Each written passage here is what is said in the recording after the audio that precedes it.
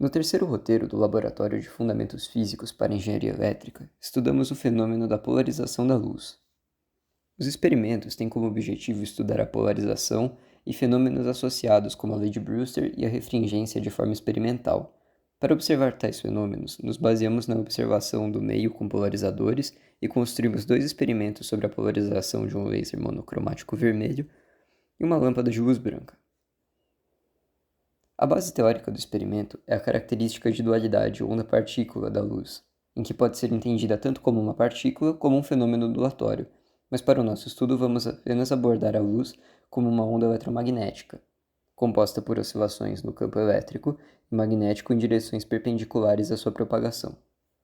Como a luz é uma onda transversal, suas oscilações podem ocorrer em várias direções, e quando restringimos a oscilação do campo elétrico a uma única direção, dizemos que a luz está polarizada. A luz emitida por fontes naturais, como o Sol, e artificiais, como lâmpadas incandescentes, não é polarizada. Isso significa que as oscilações do campo elétrico e magnético ocorrem em múltiplas direções, sem uma orientação preferencial. Já as fontes, como lasers, a luz é polarizada linearmente, caracterizando a oscilação do campo elétrico em uma única direção específica. No caso de polarizadores plásticos, como os utilizados nos experimentos, a polarização ocorre na prática quando a luz passa pelo meio de propagação constituído de cadeias de moléculas orientadas, de forma que haja uma direção que permite maior amplitude de oscilação dos elétrons entre as moléculas que outras, assim resultando em luz polarizada. Podemos ver o efeito dos polarizadores no ambiente ao observarmos a sala de aula e corredores, em que ao ajustar o polarizador podemos reduzir a intensidade como enxergamos o reflexo das luzes no chão e outras superfícies.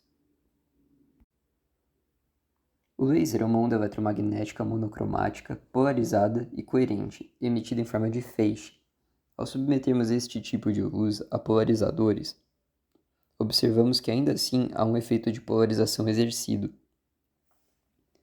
Com apenas um polarizador, não conseguimos observar nenhuma mudança no feixe projetado na parede, mas quando posicionamos um segundo polarizador, podemos observar os efeitos na intensidade da projeção. Quando ajustamos os polarizadores de luz a 90 graus entre si, observamos uma redução significativa na intensidade do feixe, até sua quase extinção.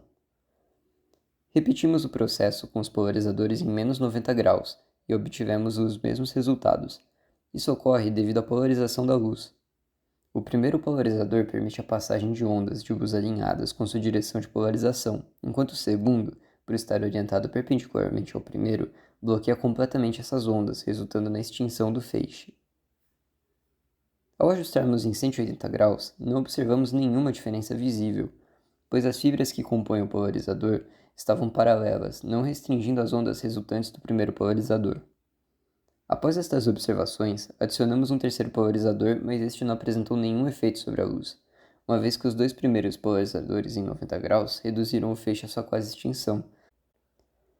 Logo, ele não recebeu nenhuma onda com sentido de oscilação para restringir, e seu efeito foi nulo. Com o intuito de estudar experimentalmente a lei de Brewster, realizamos a seguinte montagem. Utilizando o mesmo laser de hélio neônio, posicionamos uma placa de acrílico em frente ao feixe e um polarizador alinhado com a componente refletida. Notemos que o feixe refletido é totalmente apagado quando giramos o polarizador a 90 graus, e também notamos que para 180 graus nada acontece com o feixe. Logo concluímos que esse feixe refletido é polarizado. Este comportamento observado é explicado pela lei de Brewster, que diz que em um determinado ângulo, o dado ângulo de Brewster, a luz refletida será totalmente polarizada. Nesse ponto, a componente do campo elétrico da luz refletida estará completamente alinhada em uma direção perpendicular ao plano de incidência. Portanto, quando o polarizador é girado em 90 graus, sua orientação se torna perpendicular à polarização do feixe refletido, bloqueando completamente a luz. Ao girar o polarizador em 180 graus, sua orientação volta a se alinhar com a direção de polarização do feixe refletido, permitindo que a luz passe novamente. Usando o transferidor, medimos empiricamente o ângulo de Brewster para o plástico, sendo igual a 53 graus. Pesquisando na internet, encontramos que o índice de refração do acrílico é de 1,49, e sabemos que podemos encontrar o ângulo de Brewster através da lei de Snell, por arco tangente do N acrílico sobre N ar. Deveríamos ter encontrado um valor próximo de 56. Analisando o resultado obtido, notamos que chegamos perto o suficiente do valor teórico, podendo atribuir a pequena diferença em precisão do transferidor. Também estudamos a birrefringência, que é a propriedade de certos materiais que faz com que a luz se divida em dois raios com diferentes velocidades e polarizações ao passar por eles. Isso acontece devido à variação no índice de refração em diferentes direções causada pela tensão mecânica.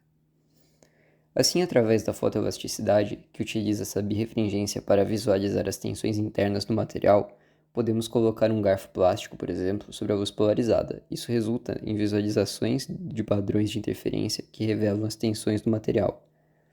Emitimos o laser hélio-neônio em uma faca, colher e garfo de plástico descartáveis e uma fita adesiva.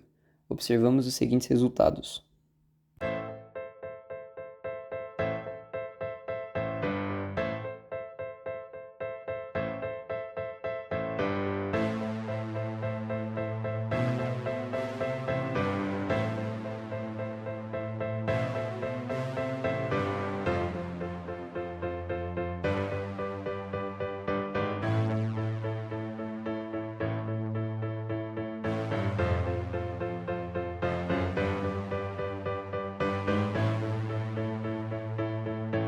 Ready to launch.